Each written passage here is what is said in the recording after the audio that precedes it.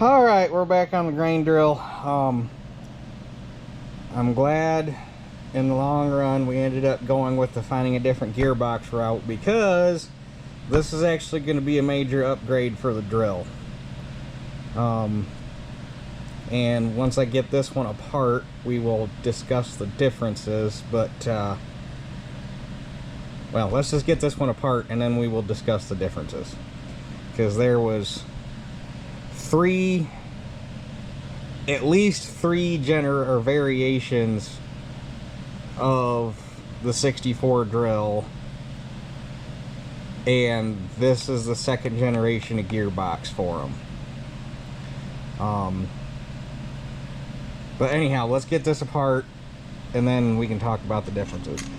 So real quick before we crack it open, I'm just going to go ahead, work ahead, get the gears off and get it ready to open the case. Okay, gears are off. The clutch engagement, whatever you want to call this little guy, is off. This shaft is actually, it was, when it was at the junkyard on the drill, it was parked with the clutch, or with the gears engaged, so this shaft is actually stuck in. So we get it opened up, we're gonna have to get that knocked back and get everything loose. But I bought this fancy tool. Actually, it's not fancy, it's a Harbor Freight special. I went this cheap route because I bought it yesterday before I went to the junkyard, just in case I needed to crack open a case there at the yard. I figured I'd buy a cheapo, and I wanted it right then and there. It was actually on sale. I got this thing for $7. But I figure if it works and I like it, I actually found a really nice American-made one, a Jaw Tool Co. or Jaw Manufacturing Co. or something like company, something like that. But they make a really nice, like, all metal, with a big array of bits, and they make a really nice one for like $60. So if I use this and I like it, I'll keep this one, throw it in my truck tool bag, and then buy that good one to keep in the shop. So, but we got to see if it's gonna work. Hopefully it works.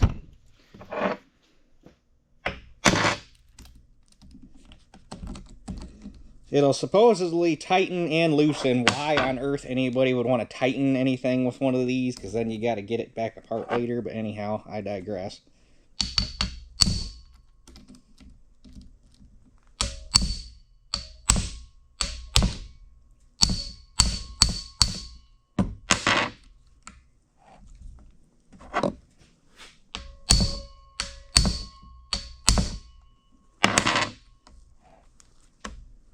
I'll be damned. They are a little awkward to use. It could just be because this thing's a cheap piece of crap, but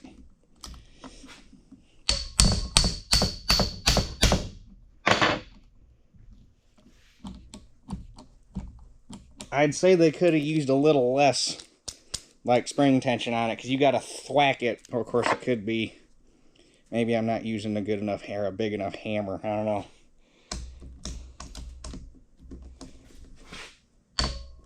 Let's just on that thought, let's try it with a bigger hammer. Let's try it with this guy.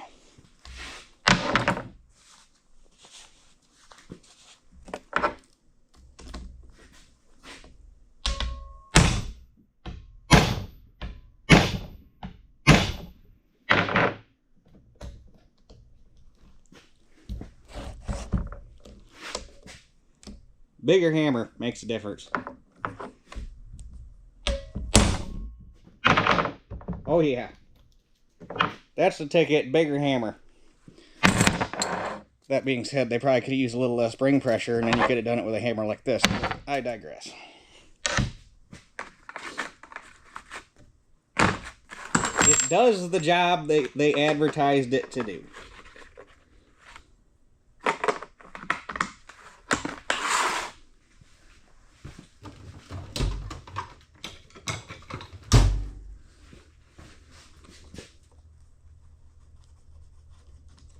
And the screws didn't break off, so that's always good.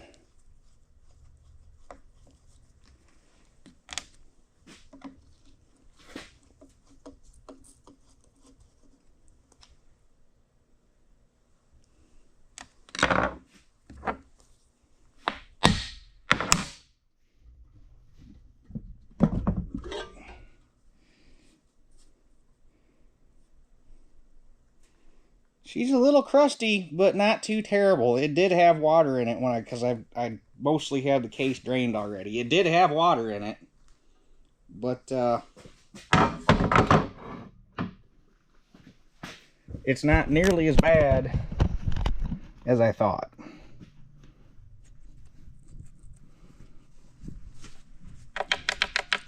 Naturally, the shaft that was stuck in oil is still loose. So,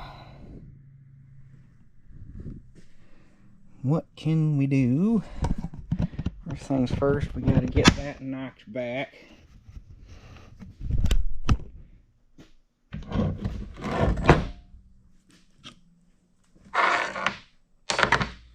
Which hopefully doesn't take much effort.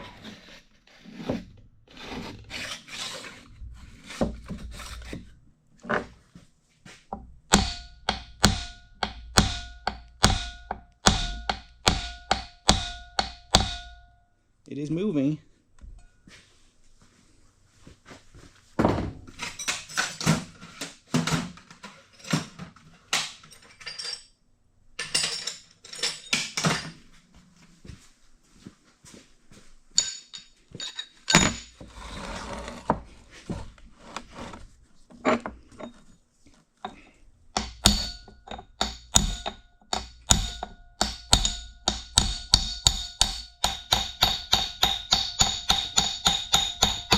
Oh yeah. Oh yeah. Okay, so other than the fact that this is going to come apart a little hard because it's crusty, you guys have already watched me take one of these apart. It's the same thing. So let me finish getting this apart and cleaned up all the way. That way it's good and fresh, and don't see any teeth chipped or missing. Actually, this is a pretty I don't think this drill had a whole lot of acres on it. I really don't. But anyhow, you've seen me take one of these apart. I'm just gonna go ahead and get this thing knocked apart real quick. It should go faster now that I know how it comes apart. And then we will look at this one compared to the old one, and I'll tell you the differences and why this one is better. Some of you have probably seen the differences already, but anyhow. Okay, so this is the new gearbox. It's all tore apart, everything cleaned up spectacular. It came apart without basically any fuss whatsoever. It was rusted, but the rust wasn't really stuck to anything because of the oil film, so a couple taps with a hammer and everything would come loose and cleaned up nice. And I even got the shift rails freed up, and I took some emery cloth, or not emery cloth, Scotch-Brite to the shafts. They're a little rust stained, but they're not pitted. The gears cleaned up, everything. The shafts are good, nothing's wore, everything's good and tight. I don't think this drill had a lot of acres on it. So good gearbox. We're not even gonna have to make or change any parts to it. Just I did get I've got a new lip seal coming for down here. Hopefully it's the right one. We'll see, but it's a modern actual like rubber lip seal, not a rawhide, so it'll actually seal good. So that should be at O'Reilly's tomorrow. That was the only place I can get it before the end of next week with the holiday and everything, or the end of this week with the holiday screwing everything up. So anyhow, differences between these two gearboxes and why this one is better. So before we get into that, quick rough history on a 64 drill. Came out in 1957 or 1956. Came out in 1956, near as I can tell. Unfortunately, when it comes to anything other than the tractors getting years of production stuff, most of that documentation, I mean, like the tillage stuff in South Bend's not as hard, but the drill, planter, stuff like that, the years of production are kind of hard to nail down exactly, unless you have basically the only way to know for sure is to have like full line catalogs and brochures and stuff, and have a brochure from the first that mentions it the first time and the brochure that mentions it the last time. That's how you figure out dates. But near as I can tell, the 64s came out in 1956. The first run of them was still made at the Springfield, Ohio plant, which was the old Superior Drill Seeding Machine Company plant. And that's where my drill was made. My drill is one of the first ones at serial number 750. So I don't know if they started at serial number 1 and worked their way up, or if they started at serial number 100, or how they did their numbering system. So I don't know if it's the 750th one made or the 75th one made. But either way, it's one of the first ones made at Springfield. And then I think in 57 or 58, I don't know for sure when they shut that plant down. And then everything moved to South Bend, and then they became South Bend built drills. And during that production, you also had all three versions of it. You had the 13 run, which was an 8-footer. You had the 17 run, which is my drill, which is a 10-footer, and you had a 21 run, which was a 12-footer, with a 21 run actually using 2-seed transmissions for half and half. Then you throw in, you also had a high wheel version, which is like mine on the 20-inch implement tires, and then you could also order it in a low wheel version, which was on 15-inch implement tires. Which those could be ordered interchangeably during the same run, like it just depended on which one you wanted, and I don't necessarily know which one had benefit over the other. I like the high wheel drills better because they leave a better tire mark, they're easier, they float a little better because the tires are taller. So I don't know necessarily the benefit of one over the other. You just see a lot more high wheel drills of all makes than you do low wheel drills. But everybody made high wheel and low wheel drills at the same time, so I guess it's just user preference as to which one you got.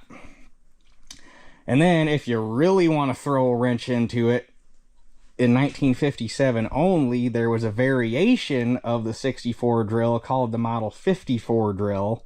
It was only made for 1 year in 57, and I don't know exactly what their theory behind it was, if it was supposed to be a cheaper version of the 64, if it was built for a specific market. I don't know what the deal was with it, but outwardly it looks exactly like a 64, except instead of a seed transmission sitting where this gearbox would be in the frame is a double jack shaft, and you jumped chain. It was multiple sprockets, and you just jumped chains between sprockets like you would on like a normal planter transmission.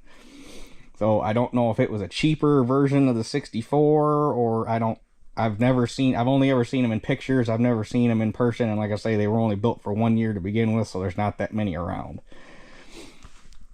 So that's the abbreviated to get you up to speed on the 64 drill.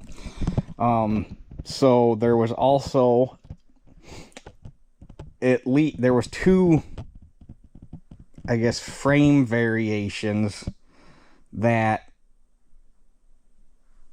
as they progressed, there might have been more. Unless you have one of each, you don't, or you've seen different. So the two that I know of, there's the early drill like mine, which was open drive chain out on the end with this style gearbox, and then it had shorter lift tubes for picking the coulter gangs up.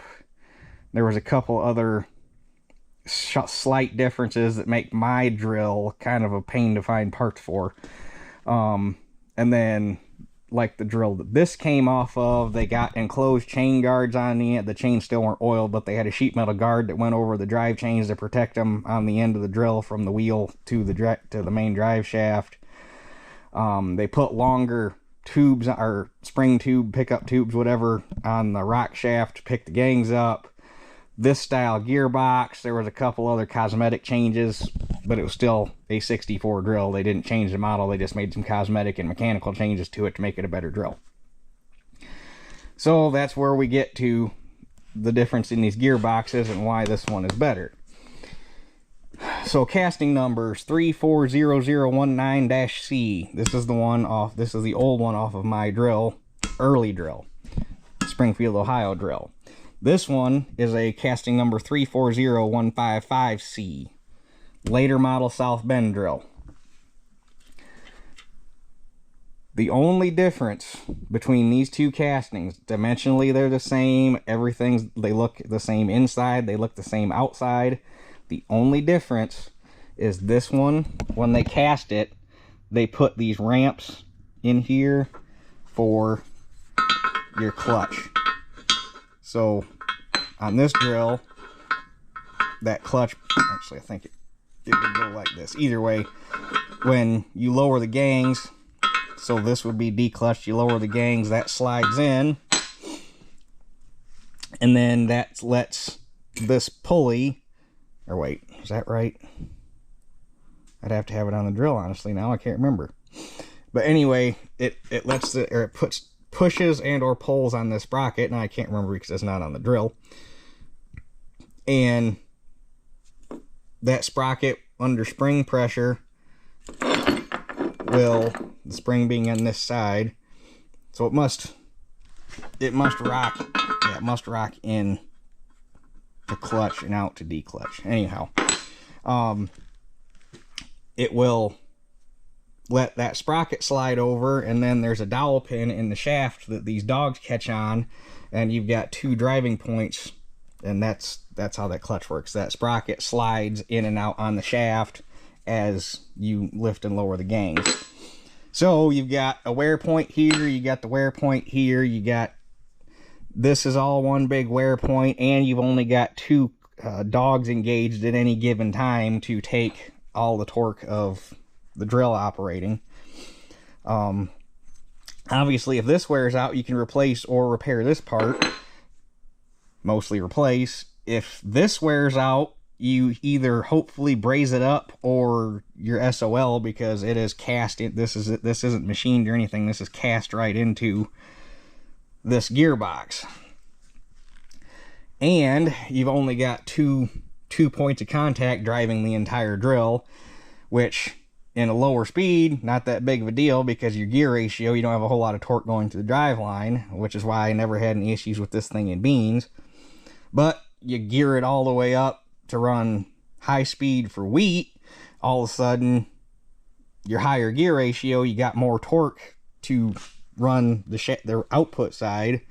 All of a sudden you have the problem that I had on this last year, where it'll start, I'm guessing it starts when the spring starts to get weak, and they probably found this out in practice. All of a sudden, with only 2 points of contact, it'll just start hopping off of that dowel pin and skipping. So I'm guessing they found out that this entire clutch system, between having a non-replaceable wear point and this kind of not very robust drive mechanism for the drill itself, and then obviously with this thing out here, you're putting all sorts of goofy torque loads on the shaft, which probably led to that bore on the inside wearing goofy, and plus probably ran low on oil at some point. But I'm guessing throughout the first production run of this and actually getting him into the field and whatnot and finding the issues, I'm guessing they figured out rather quickly that this probably wasn't the best system in the world. So you jump to this gearbox. The only difference, literally the only difference in this gearbox, they mount the same, they're the same dimension, everything's the same. The only thing between this casting number and this casting number, they no longer cast those ramps into this gearbox. So that's your difference. It's the only difference between these two castings. Everything else is identical. So that's the only thing they changed in the mold pattern.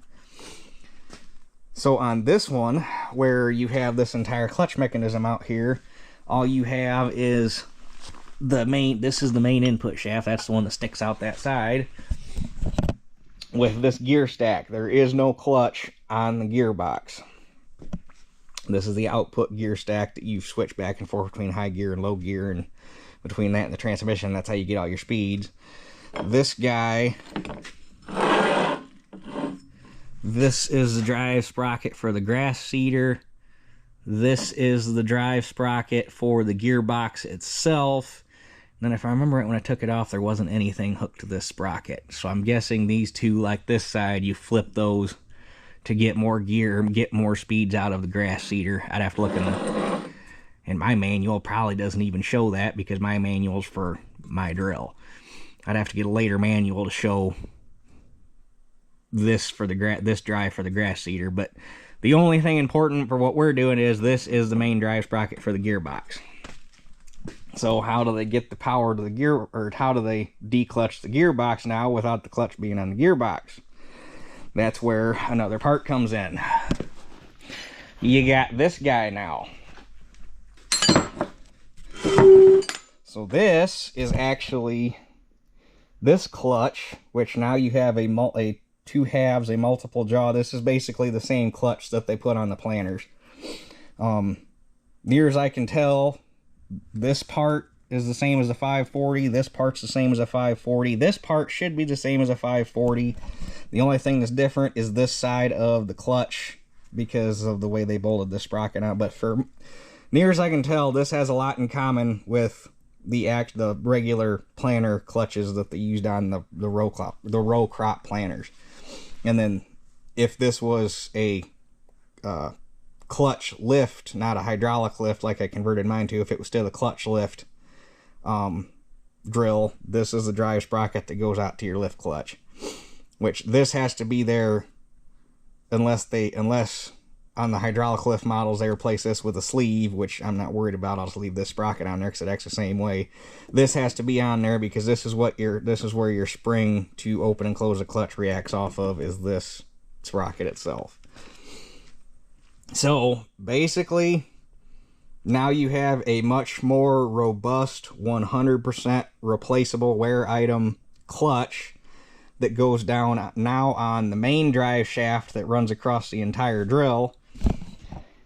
This reaction arm still goes up to the same pin on the row unit that actuates this clutch. They run off the same pin. They didn't change anything there. It's just now instead of a linkage going up to this clutch, this linkage goes down to this clutch.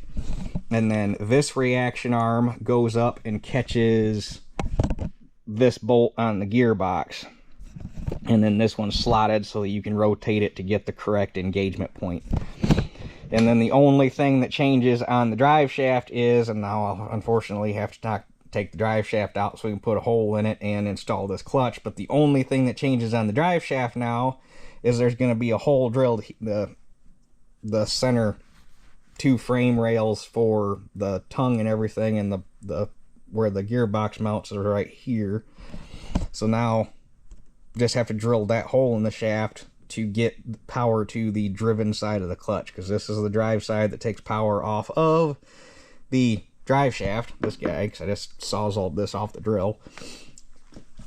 And then you can't really do it by hand because everything's kind of stuck, but when you close the clutch, spring pushes over on this sprag, they mesh together right here, and now you've got 8, 9, however many teeth all engaged, taking, so you got way more torque transfer on this clutch than you do on this clutch. So I'm guessing they found out this not such a good system, this more bueno. So with that being said, all I got to do, I got that seal coming, so replace that seal, and then tomorrow this gearbox can go back together, and then probably New Year's Day we will knock the shaft out of the drill, get it over here to get that hole put in it, and locating it's going to be really easy because this hole is already in the drive shaft, because this sprocket's here no matter what drill, because that's where your clutch drive is. So that sprocket's already on my drill because I never took it off. So just have to measure from here to here on this cutoff shaft and put that hole in it, and this clutch can go on my shaft, and then it's just a matter of setting it up on the drill and getting the reaction or the engagement point correct, and blah blah blah blah blah. So whole lot better system. And even if we were to bore this gearbox, re-sleeve it, make all the shafts, tighten everything up on the inside, you would still have the problem child of this guy, that really probably can't find even very many used parts for, because they didn't make this style of gearbox for that long. Or this one, which has parts in common with other planners that I can probably find brand new parts for, because for the most part, this clutch really didn't change all the way up through the 6000 series white planners. You look at the clutch on my 6180, it is other than this drive side right here, it's damn near identical. They didn't change a whole lot in 40 something odd years of building planner clutches once they found this design. So whole lot better deal. We're solving multiple problems all in one shot. And now, because you took the clutch off the side of the gearbox, moved it down to the main drive shaft, now you don't have a bunch of goofy reaction forces out here on this shaft working it around and doing some goofy wear stuff. So that's why the shafting and everything in this gearbox is in a lot better shape, and all the bores are still nice and round, and this is actually a really nice gearbox. So I'm glad we went this route. This and this only cost me $200. Probably would have had more than that wrapped up in the new shafting and the material to make bushings and time and all that to try to bore this one out and fix it, and it may or may not have worked depending on how much material we had to take out to true this hole back up. So it was probably a blessing in disguise that this happened, because we're going to end up with a whole lot better drill out of it going this route. So there's your quick and dirty history on 64 drills and their gearboxes and clutching systems. So tomorrow, when I get that seal, hopefully it is the correct one. Otherwise, we're back to the drawing board and finding one, but I'm pretty confident in it. We can throw this thing back together, and that'll be the end of this video, and we'll make one more putting everything back together. So we will catch you guys tomorrow. Okay, so I got the new seal. My heart stopped for a split second when the parts lady brought the box out, because I was like, well, this is the seal that came out of it, and that box just seems like, well, that box is just a lot of wasted packaging, because that's the seal that's in it. Seems a little wasteful to ship something that big in it. I mean, that's like a box that a Universal Cross would come in. But I digress. This gearbox actually had a slightly different seal in it, where the one that came out of mine was just a rawhide, like, pretty sure it's rawhide. It's too hard to be felt, but it could have been felt at one. Either way, it's a fiber seal. It's not an actual seal. But this one had this big honking thing in it. And this is an actual spring energized lip seal. It's just a little thicker that way, but IDOD is the same. This seal will still work, and regardless, I wrote this number down and took it with me when I ordered the seal, and this number didn't go anywhere anyhow, so there's probably nothing that matches that dimension anymore. But this one still works. You drive it in flush and you're good. You'll just have a little extra. But if anybody needs to replace this seal, the SKF number, there's two seals that match this dimension. One of them is with a spring, but everywhere I called, this is a special order seal. Nobody stocks it, and for what it's doing, it doesn't really need to be. I mean, this is just a regular rubber lip seal with no energizing spring.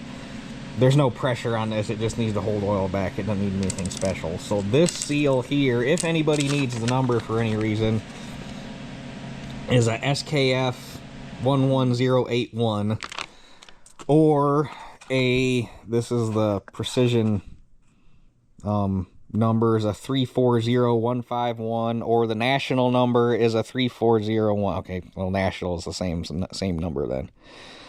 So those are your numbers if anybody needs to replace this seal. And if you need to, you could probably almost change this seal in the gearbox without having to disassemble it, coming out would be a lot harder than putting the one back in. You'd probably still have to make a driver tool because the shaft sticks out so far, but it probably could be done. So anyhow, we're going to start throwing this guy back together, starting with this seal.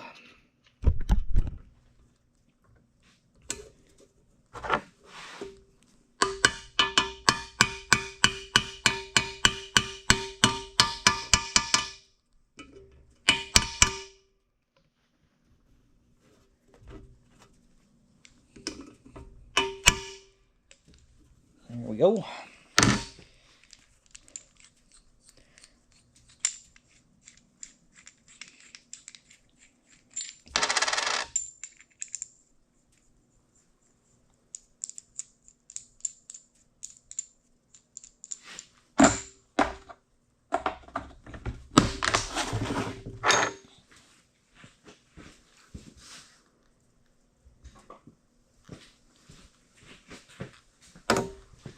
Then we need a roll pin and this lower shaft.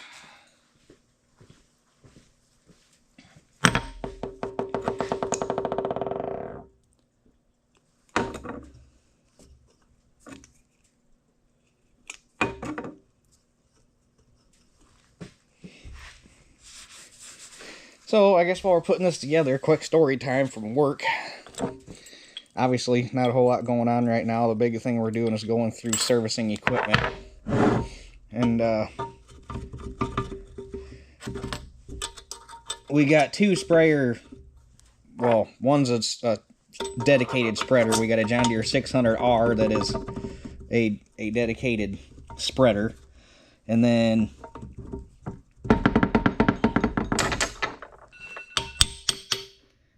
who's calling me? Hold on.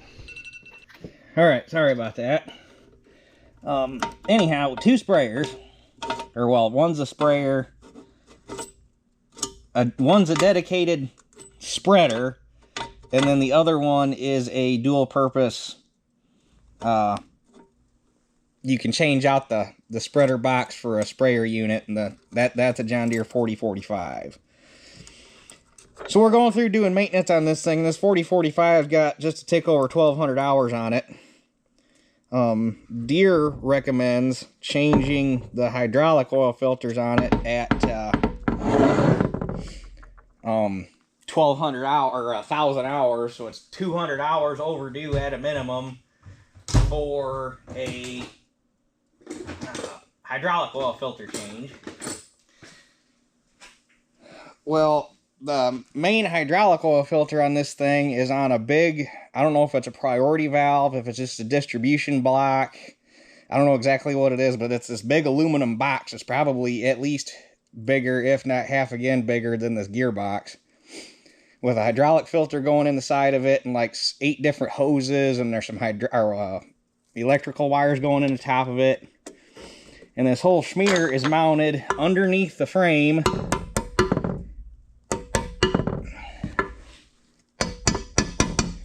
In between, so you got your cab, you got the box, and then the space, the gap in between them, so it's mounted underneath the frame, in between that gap between your commodity box and the cab.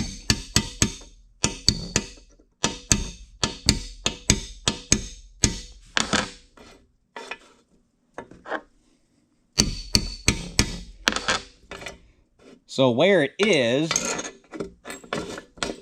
when the belt's coming around, you got the spreader box on, the fertilizer, if anything's stuck to the belt, it's coming off and laying on top of it. There's no cover over it, no nothing. It's just frame gap, air, box, whatever. So anything that falls out of or off of the box falls on top of this valve block. It's made out of aluminum, of all stupid things. And because these things obviously sit outside, there's not a spot to keep them. Well, we're going through trying to change this filter, and I knew right off the bat it was not going to be fun because the aluminum face of the block around the filter is all white and fuzzy and puffy and flaking away from the valve body itself. The filter itself, right next to this valve body, is all rusty, crusty, nasty looking, and you can't even tell anymore where the filter stops and the valve body begins. So I'm looking, my first thought was, this ain't gonna be good. So we worked on this thing for a better part of 2 hours yesterday with a strap wrench and a pipe wrench, trying to get it loose. We tried beating on it with a hammer while we had nothing would get this filter to move. Today, we had another guy bring in a big actual filter wrench, like the cam over steel strap style filter wrench. We had that on there, an aluminum pipe wrench, an aluminum 36-inch pipe wrench, that oil filter wrench with a 24-inch breaker bar with a 30-inch cheater pipe, beating on it with an air hammer right next to the valve block after we had already heated it, cooled it, and soaked it 3 or 4 times with penetrating oil to work it in. With 3 guys, I was on the pipe wrench pulling, and there was 2 other guys on the strap on the filter wrench with that cheater pipe pushing. Could not get this filter to come. I mean, it's about yay big around, about yay long. It's a decent sized filter. Could not get this filter to move. All we were accomplishing was the flat plate that this whole menagerie is mounted to was torquing in the frame. So we gave up on it for now. We're probably going to end up having to pull all the hoses and everything and the fittings out of that so we can get right up on the main part of the end cap of the hydraulic filter with the big pipe wrench. Because we're getting to the point where we've distorted the filter. We've been on it, so it's been interesting. There's been a lot of, can't say screw John Deere because it's a dumbass design, but anyway. They said 1,000 hours. That's one of those things in that situation, at least once a year. Whether it's got 1,000 hours on it or not, that filter needs changed just to make sure it doesn't get stuck. So, that's that quick story.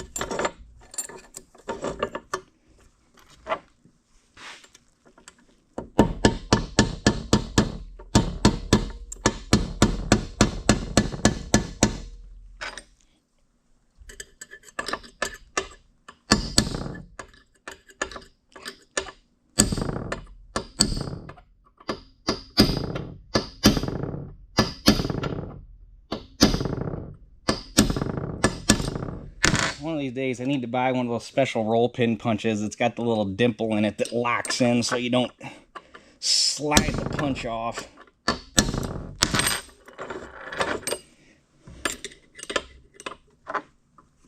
Seems like we've got 1 or 2 floating around here, but really need all the sizes.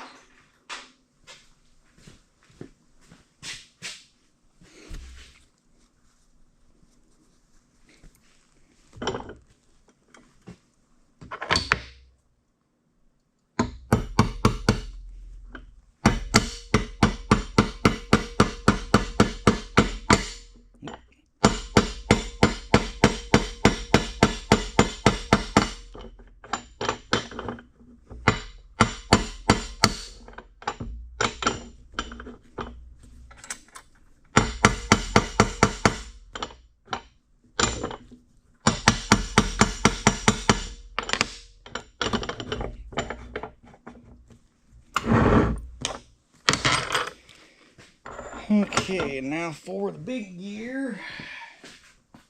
I'm thinking what we're gonna do. Stay. Let's see here.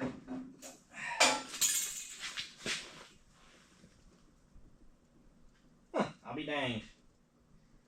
Never mind then. I was gonna say, since this thing has spent God knows how many years collapsed because it was engaged, I thought I was gonna have to use the original spring out of my gearbox because I figured this one would be, you know, have a memory to it and it'd be stubby. But you compare them, it's actually a wee bit taller than mine yet, so must be some good spring material.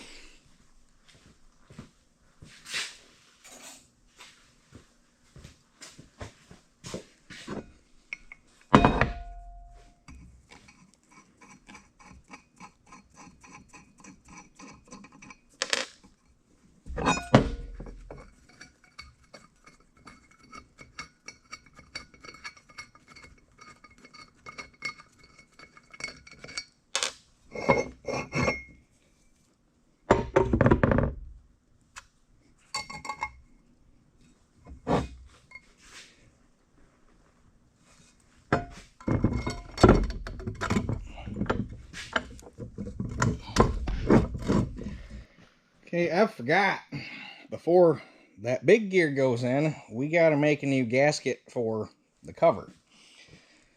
Need to do that before the big gear goes in because you need to be able to get to the surface. So what I do when you got something you got to replicate like this, you got a couple ways you can do it. You can lay this thing on here, trace the outside, put the bolt holes in it, put bolts in it, and then if you get lucky and you got a decently sharp surface, you can tap it with a ball peen hammer and the surface will actually cut the center hole out. Or you can do it like this. I take some red grease and put on the surface, and then, and this is the only crappy part, because you got to do it without smudging anything, which when your gasket material likes to curl up, it's a little easier said than done. But if you put that red grease on there and then do that and then come straight back up with it, it will leave you with a good enough pattern that you can just cut it out with a pair of scissors. So now I can cut this thing out and we'll have a gasket, and then I can finish putting it back the rest of the way together. Okay, gasket's made, big gear's in. We can put the clutch, sprag, paw, dog, whatever you want to call it, in. Maybe.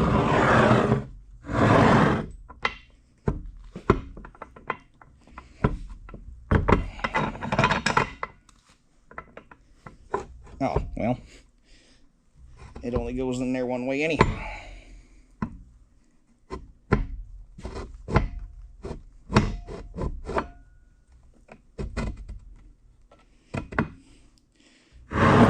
So, when you push that all together,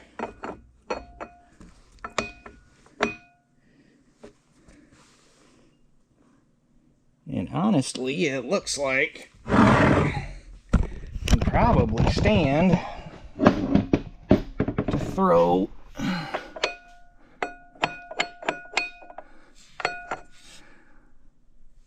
I've got one more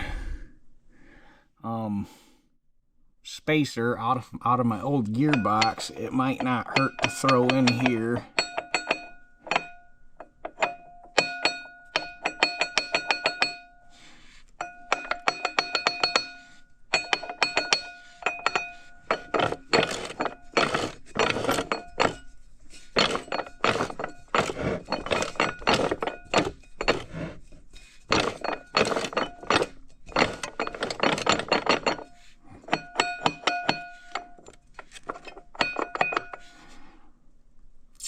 Might not hurt to throw one more spacer in there, see if we can get a little bit more of that gear lash out of it. Okay, I threw one more spacer in, and now we're almost too tight over here. And I mean, these gear, every single gear in this is cast. There's no machine. I mean, they like took all the rough surfaces off, but every single one of these is cast. They're not precision gears. I'm sure they're slightly out of round. I mean, they're cheap. They're meant to be cheap, low torque gears. There's nothing. So I guess we'll take the other spacer out and just leave it the way it was. All right. Everything, squirted some oil on everything just to make it easier to roll over, and everything's pretty kosher. Yeah.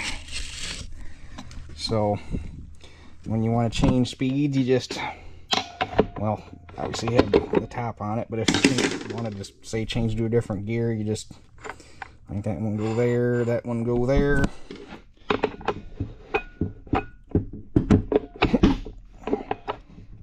Okay, this is easier when it's on the drill.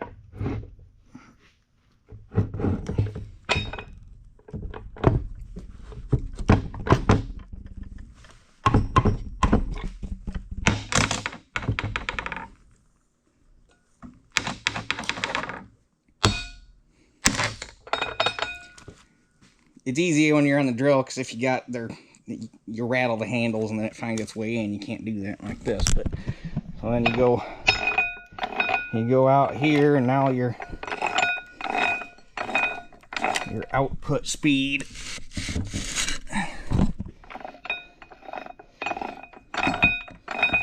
is different.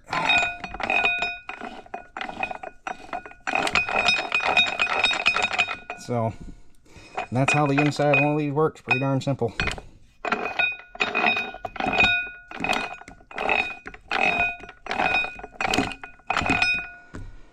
So now the lid can go on, which is,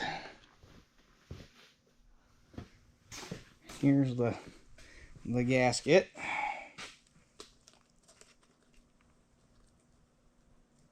First time's gonna be a little tricky because it's a little,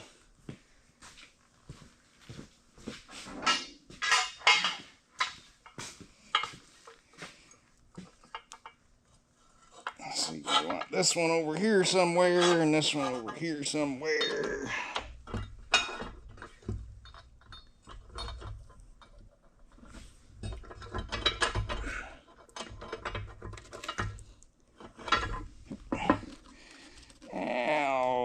Come on. And there we go. Smooth as silk. Shafts are all good and tight. Everything's perfect. So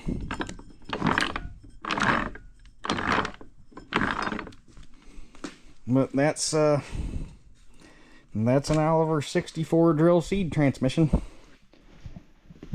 Newer style. So I think putting this one on and getting rid of that old style clutch and going to the new style clutch with more drive T, I think this overall this is going to be a vast improvement. So a smart person would just improve the drill by parking it and getting a newer one, but nobody ever accused me of having any brains. So I like what I like, and I like this drill. If I can find a twin to it, 10-foot high wheel, 17 run double disc opener, it could be clutch lift, because I got enough. Well, we got, mine is hydraulic lift, so we got a pattern to make all the parts to make a clutch lift hydraulic lift now, because mine originally started off clutch lift. So even if I found a clutch lift one, bring it home, make the brackets, make it hydraulic lift, twin hydraulic lifts, all of a sudden now you're drilling 20 feet at a time instead of 10. That wouldn't be a bad deal with a squadron hitch. So, but that's going to be this video, and then we'll see how I feel tomorrow. We'll either work on this, or I still have to make my end of the year recap video, which I still haven't picked a song out for. I got to find one long enough to do what I want to do. So one of those two is going to happen, and I need to sit down and get all my receipts plugged into a spreadsheet and get stuff ready to take into the tax lady, but that might be a next week project. So, but anyhow, that's it for this one. We'll catch you guys on the next one.